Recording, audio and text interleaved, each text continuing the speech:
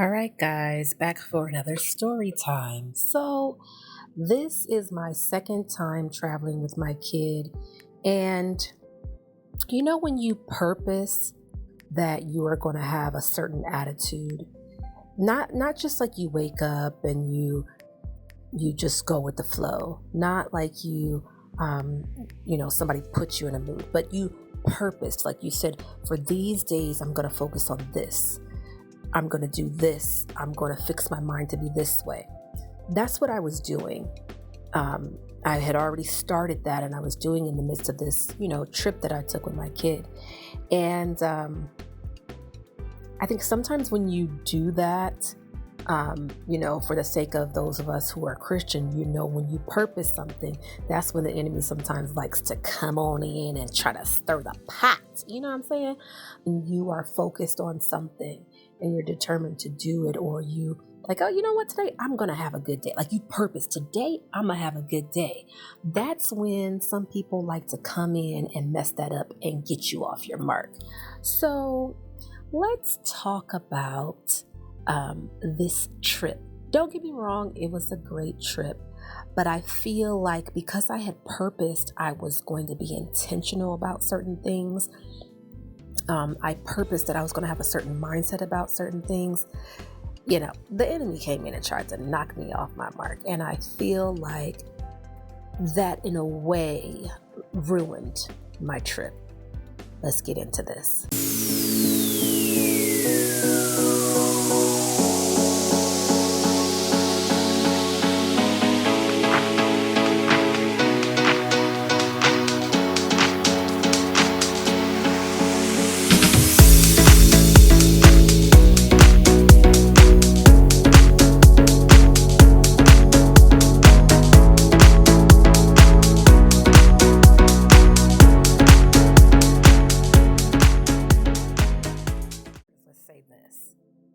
The purpose of the trip was not fun.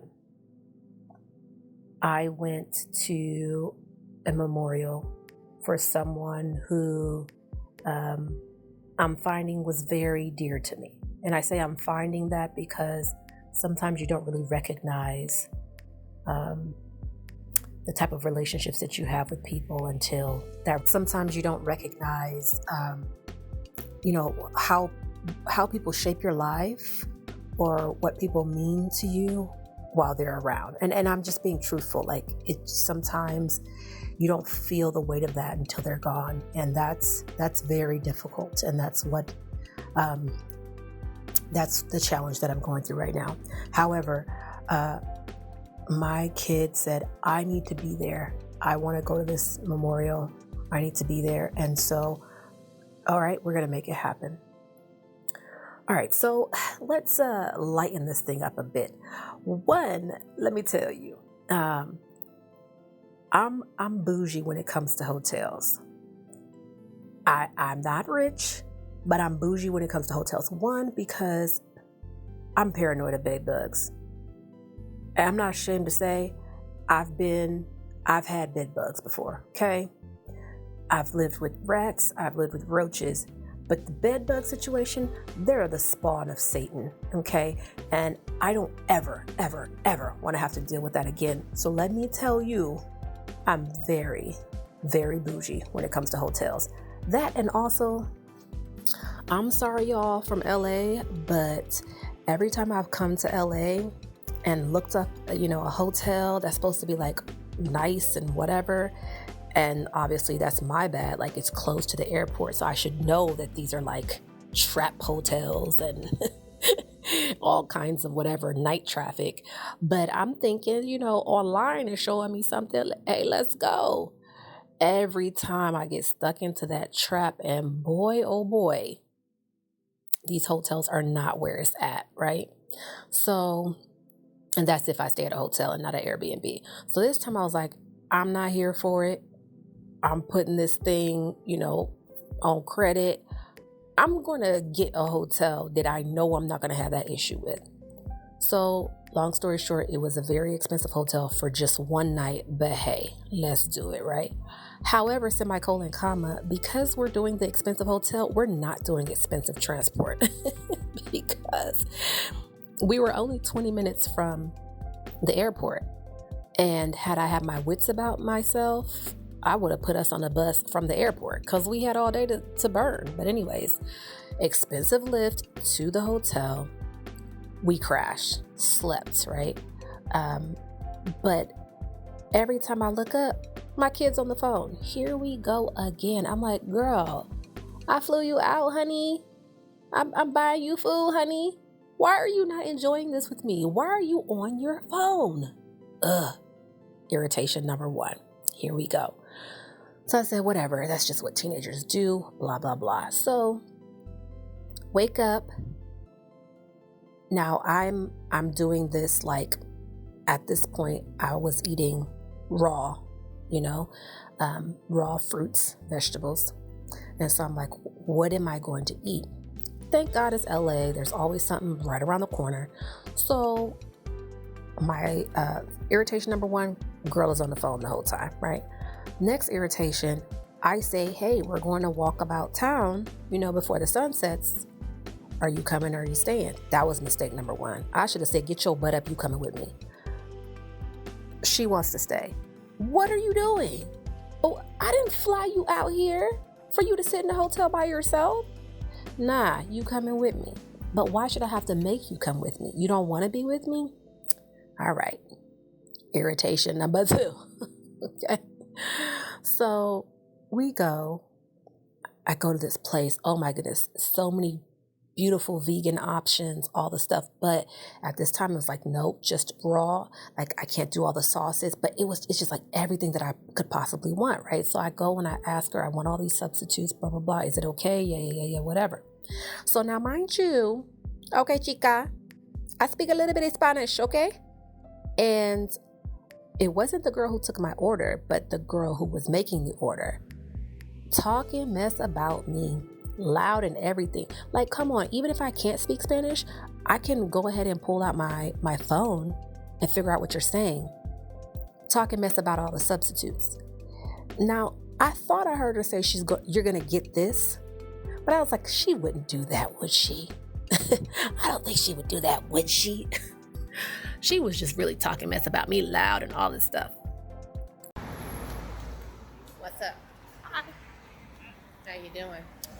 It's cold. It's cold. It's not cold. My face is still hot. But now We're- it's cold. We're in West LA. Staying one night at this very expensive hotel. And it's very nice to stay. The reason why is because I've been to LA a number of times. And when I come and stay at a hotel, because I don't know the area, I end up staying at hotels that are very questionable. So this time I was like, I need to find something that's not questionable. So we ended up at, was it Hotel June? Yep. In West LA. We slept all day. It's almost Sabbath. It's a great nap. Went to get some food. Some pretty reasonable food. And headed back to the hotel. Yes. To sleep again. To sleep again. Unfortunately, we're here for a sad occasion. Yeah. But we're celebrating the life of Pastor. I And miss him very much. here to be of comfort to Sister Yomi. All right, signing off. Love you. Bye. Bye. So, get my kids some food from elsewhere. We go back to the hotel. I'm like, yes, this is going to be good. First thing I saw that I didn't ask for, you got the crunchy onions that I didn't ask for. Then you put some of the sauce in there that I didn't ask for. Then I asked you for no beets. Then you added the whatever else it was. I'm like, now, you know what I'm saying? At the beginning, the girl could have just said no substitutions. She said it was okay, but you decided, because it was already a vegan option, how dare I try to substitute other stuff? Irritation number 4. Are we at number 4 or number 3? I don't know, but I was mad because now I'm eating something that I said I would not eat. Come to find out, when we walk back to the hotel, next door, did you hear me say next door is a grocery store? I wasn't full enough. I go over there and get fruit. I could have saved my $25+ and just made my own stuff because there was a grocery store next door. So I'm like kind of up to here with irritations, but it's really nothing big. It's just like, So rewind. There was another irritation that I can't really put on here, but it was just like, I did not come here to do this, but I had to deal with that. And so like parents, if you know, there's that. And so, the next day we get up and I was in a good headspace. It was time to go to the memorial, but I was like, I'm in a good headspace, right? I get a text message. And I think it just sent me all the way back like 3 months because I've been on this forgiveness path and like it set me back and I was ready to set everything on fire. Everything. I was ready to set everything on fire. I feel like that's when I was just like, forget it. Tired of being Miss Perfect. Screw everything,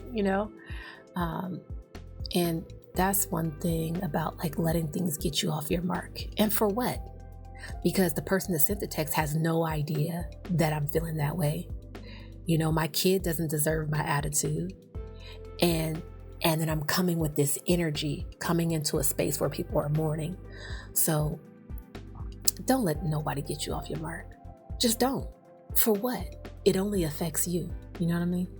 So, then I say, okay, it's going to take me about $40+ to get to the memorial. That's only 20 minutes away on a Lyft. When we could catch the bus, catch the city bus, it'll take us an hour and a half, but we'll be there when we're actually supposed to be there, not like 3 hours before, and we save money. So I go, I say, you know what? I don't have any cash. I don't know how the bus system is here in LA. I go to the bank, out the ATM, I get change, get some fives out. We get on the bus, first bus, we're good. The lady, I say, I'm paying for both of us. She's like, no, you're good. So I didn't have to pay, right?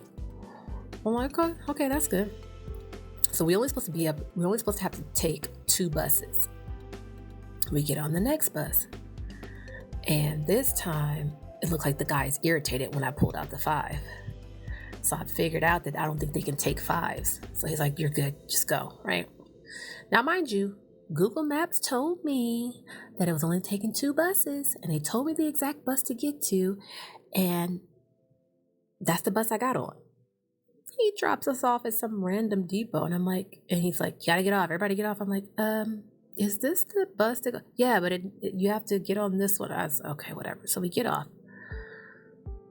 The next bus comes. We didn't have to wait that long. Again, I try to pay for us with the $5 bill.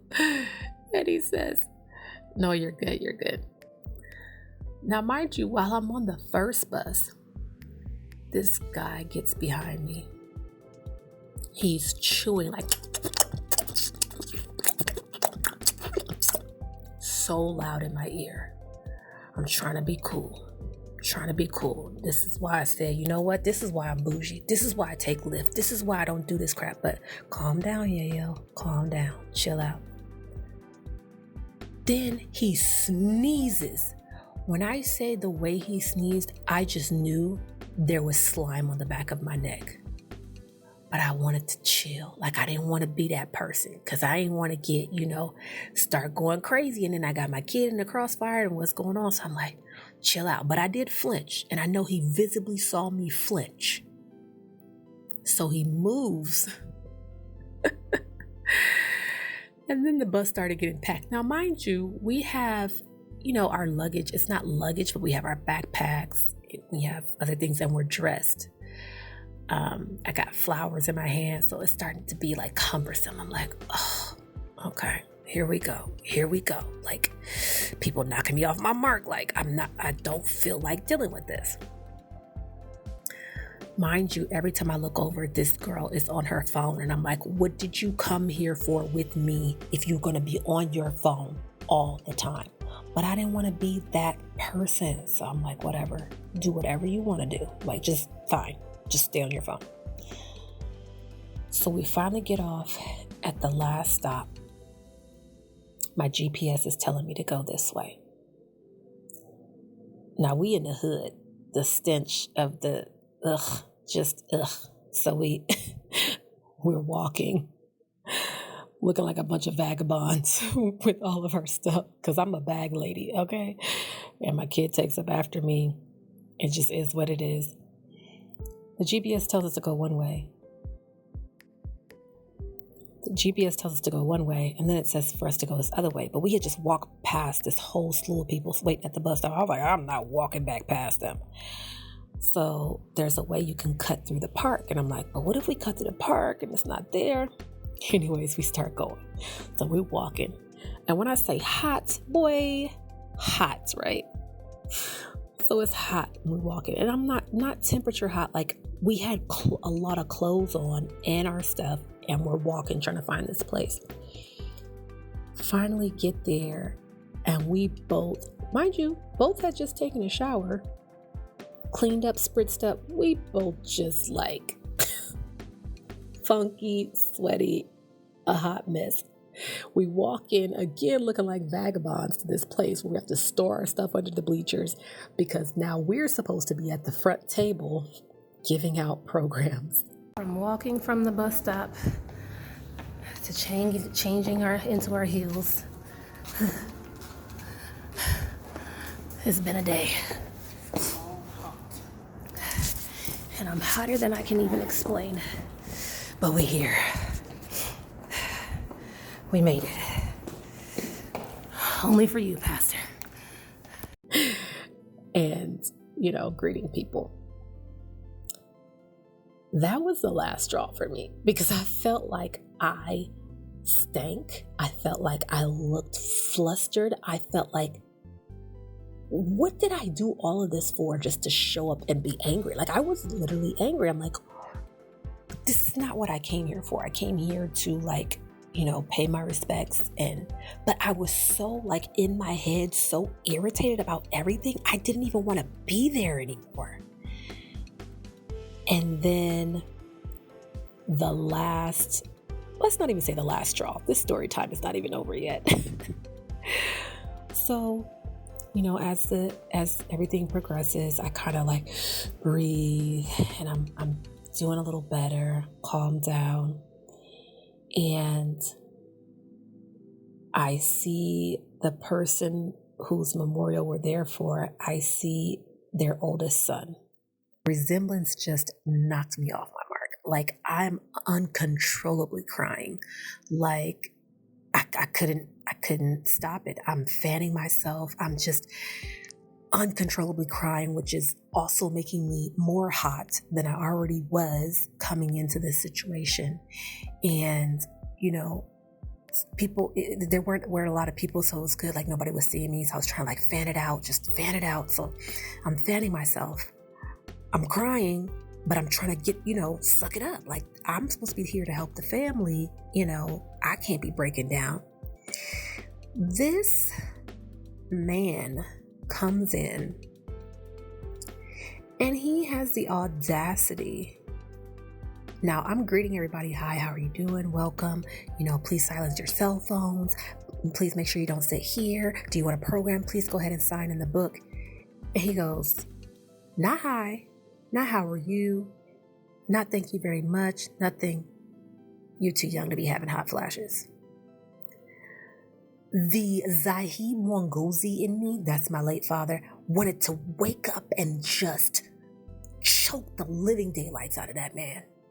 I just wanted to. I'm not going to lie.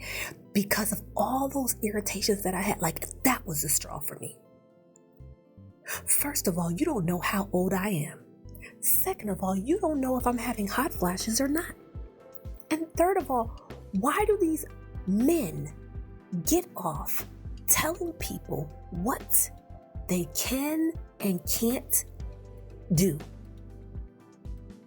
And I say that because this is coming from this happens all the time, especially in the church. We're supposed to be the head of your own wife, not me. Go somewhere else with that. I had to breathe, but I was angry. We're sitting at the welcome table. His oldest son comes in, reminds me of him. I'm crying. So I'm trying to do my job at the welcome table. I'm also hot, so I'm fanning myself. This guy comes and says, "You're too young to be having hot flashes." First of all, don't ever comment on a woman saying this in front of my kid, not to be disrespectful. Hide that thing. I just want her to understand this. Like, people, just because people want to, doesn't mean that they can be disrespectful, right? This man doesn't know what procedure I've had. And the procedure that I have had does make me have hot flashes, or makes me hotter than I usually was. But also, we're at a memorial. Why could I not just be not trying to show you that I'm crying? I'm fanning myself. He didn't ask me, was I hot? He didn't say, "Oh, I'm sorry, you're hot," or anything. He said, "You're too young to be having hot flashes." I don't like that. One, because the reason why I have an issue with this, I don't get offended by too many things. I have a friend who has hot flashes now because she had cancer. She's my age. She's not, she wants to have kids, but because of cancer and her treatments, she might not be able to. And she has hot flashes just like I have. So you don't know why people are fanning themselves. I know it might seem simple, but the thing about people putting their, because they're older, they think they can say whatever they want.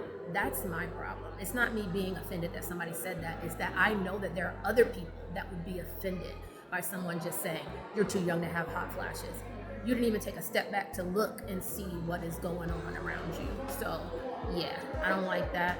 And you don't have to let people talk to you any way that they want to. Don't check them. You don't have to be rude, but don't allow people to be disrespectful just because they're older than you or your elders.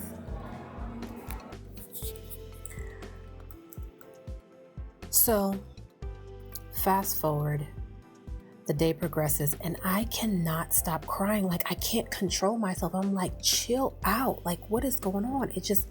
After that, it just kept flowing and flowing. And then it's like, I felt like I still needed to stay at the front. My kid was like, well, who am I going to sit with? And I just was like, I needed to be away because I could not control my emotions. And I think that was because of sadness, because of grieving, but also I just had all of these like built up, pent up irritations because I thought the weekend was going to go a certain way, and it didn't go that way. So next thing is we had to leave. I had to be at work at a certain time. My flight was going to leave and the service wasn't over yet. That was another irritation. I'm like, what? I came all the way out here. Why? I can't even hug, the family before I leave. I was in my feelings about that. Then the Lyft driver picks us up. His car smells like alcohol and cigarettes. And when I say alcohol, I mean the type of alcoholic where it's coming through your pores. Like, you might not actually be drunk right now. I'm not sure. But if you are, it doesn't matter because we don't have another ride to the airport. So we're going to get in your junky, smelly car and put our lives at risk right now and go to the airport because I got to be at work tonight. Irritated. So we get to the airport. Things worked out. It's all smooth. But mind you, this time we're wearing heels because we're coming from the event. We get on the plane. We're way, way in the back. I mean, bathroom seats, like we can smell the flush, okay? I get a Charlie horse so bad, but I can't let anybody else see what's going on because we got to sit down and get ready to go. I'm squeezing myself in the back, and this man sitting next to us wants to chat, wants to talk, and he's a handsy man. He's putting his hands on me to tell me stuff. I don't know what you do in your culture, but that's not my culture. Get your hands off of me. But me, if I respond, then I'm the aggressive one. So I had to chill. I let it go for a second. He did something else. Touched my phone, moved my hand off my phone. I said, Lord, I need you right now. I need you right now. Because I'm going to be on the no-fly list right now because this man has lost his mind. My kid sensed my angst and she scooted over to the window and she's like, you can scoot over here. Come scoot over here closer to me. So mind you, it was only 54-minute flight. But, so in my head, I'm like, okay, it's just 54 minutes, Lord. I can make it 54 minutes. Then the guy comes over the overhead and says, so anyways, we're going to be grounded for 20 minutes. Turns off the plane. Stuck. 20 minutes. I said, Lord, why? What is going on? Like everything that could happen did happen. I just frustrated again. Frustrated to the max. Calm down, Yayo. You just have a few minutes left. They start up the plane, start flying, right? We're good. We land. I'm like, yes, about to get off. Here we go with Mr. Handsy, nudging me. Not just like, people talk with their hands, but just like aggressively just nudging me. Did you see? I'm so glad I don't have the reflexes that I used to have. Because I used to really if anybody touched me, I would just pop off real quick. But I don't have those reflexes anymore, and that's a good thing. I let them go. Everybody go off. We get off the plane and we go on about our business, and I'm like, I'm home. It's time to go. And I realize I'm about to spend over $50 to get from the airport just about 10 minutes down the block. I'm not doing that. For what? So here we go again, walking. The airport has changed all their stuff, trying to find which place to go to, which elevator to go to get to the air train, to get to the BART, finally get to the air train, and then I'm rushing. Now they have this new thing that you can't use the Clipper card twice for, 2 people. I'm like, wasting more money.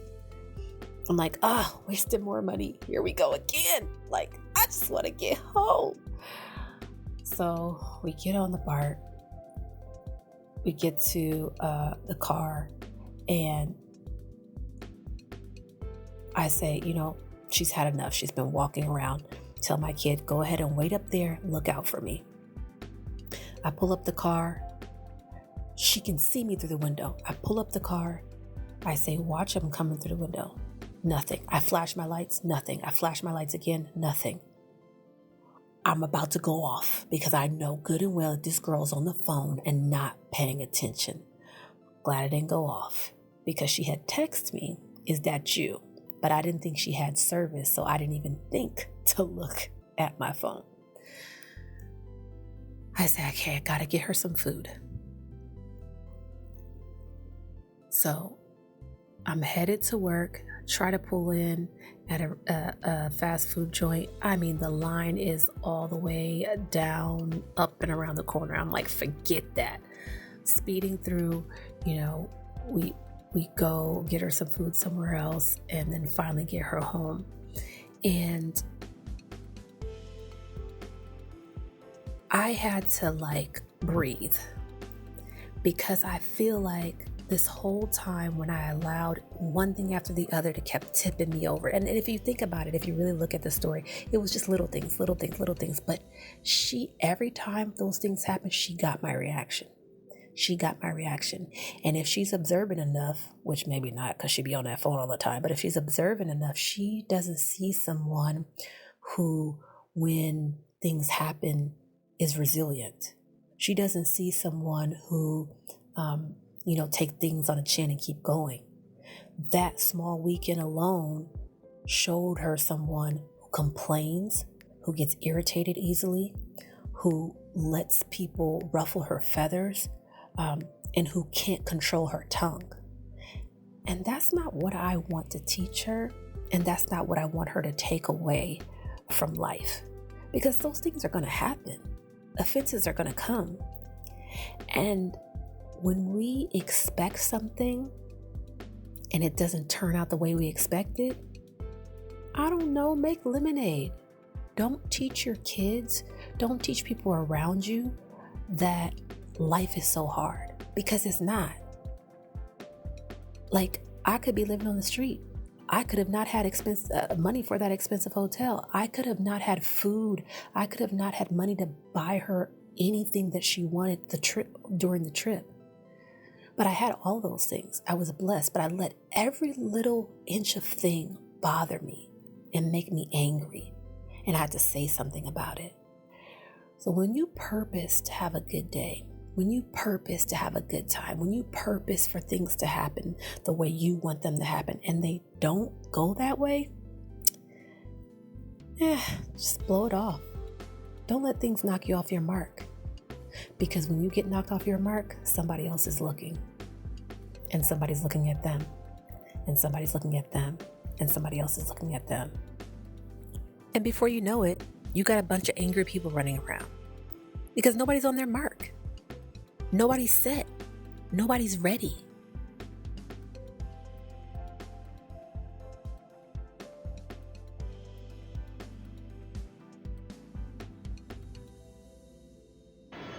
Get on your mark. Get set. Ready?